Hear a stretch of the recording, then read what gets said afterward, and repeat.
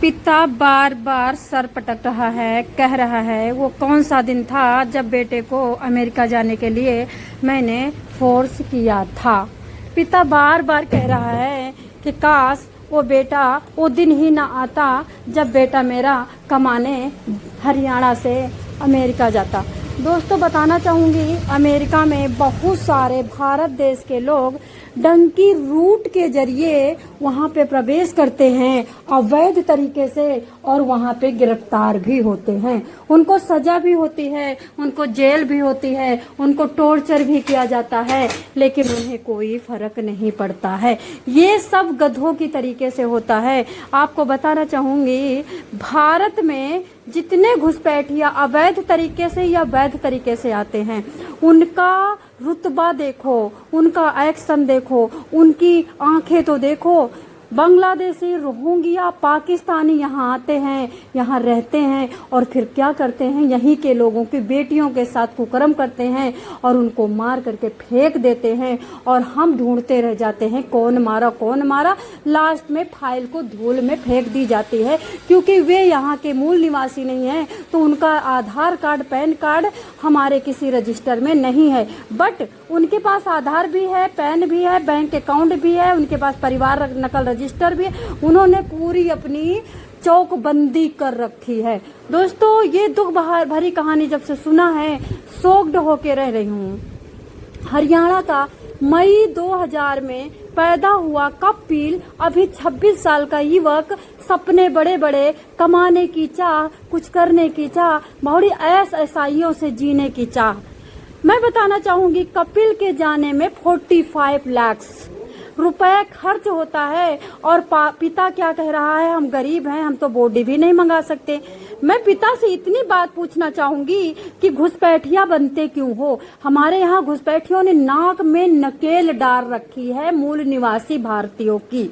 तुम वहां जा करके उनके गोबर खाते हो, उनके जूते खाते हो, उनके लात खाते हो, उनकी जेल खाते हो और सबसे बड़ी बात कि उनको तेल लगाते हो, उनसे पोलाइट बोलते हो, उनके तलवे चाटते हो। उसके बाद फिर तुम कहते हो कि हमारा बेटा फॉरेन यानी विदेश में है। दोस्तों बताना चाहूंगी, कपिल को 45 लाख रुपए खर्च लगा था जाने में।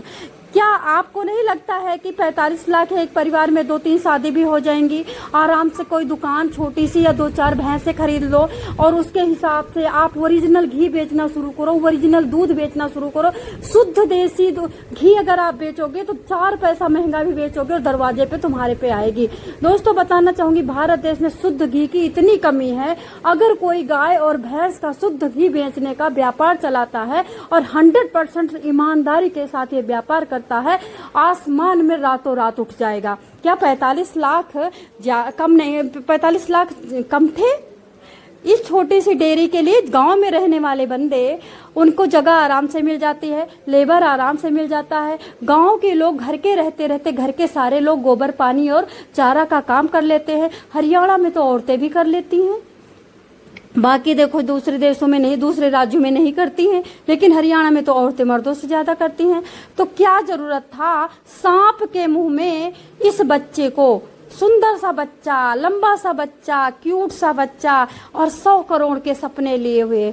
अच्छा, कपिल मारा क्यों जाता है? आप थोड़ी सी ये सुन लो कि कपिल की 1 पैसे की नाम मात्र की कोई गलती नहीं है।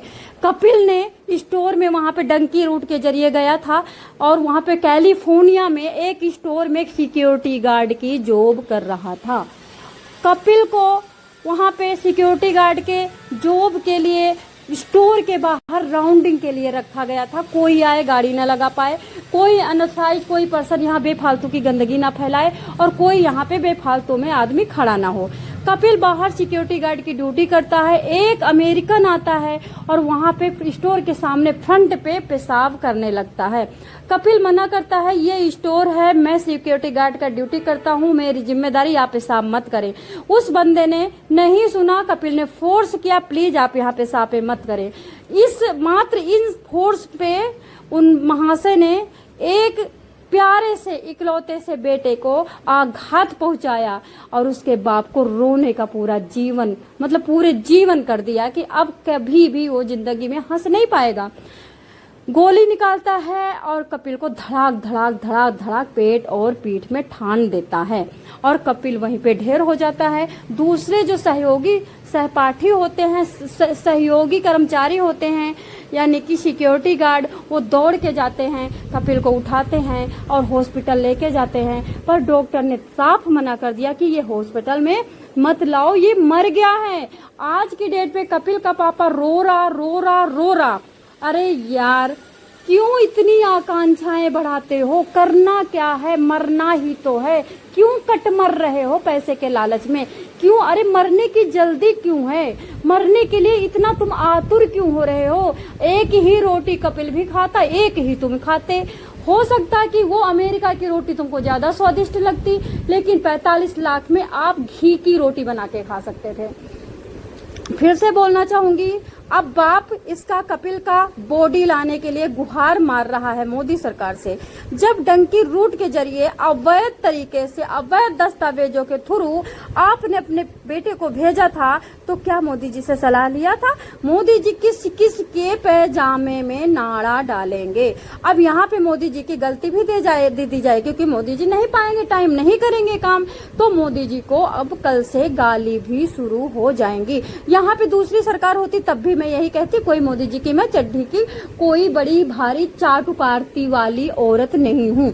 बताना चाहूंगी, सपाट और शुद्ध शब्दों में, गंवार भाषा में बोलती हूँ, समझ में ज्यादा आएगा। बताना चाहूंगी, आकांक्षाएं कम करो, जिंदगी राहत में रहेगी। अपनी तमन्नाएं कम करो, नींद बड़ी प्यारी आएगी। एक रोटी कम खा करके उसके बदले में ज्यादा पानी पी लो। दोस्तों, क्या कपिल के पिताश्री ये गम भूल पाएंगे? क्या कपिल के पिताश्री अब जिंदगी में हंस पाएंगे?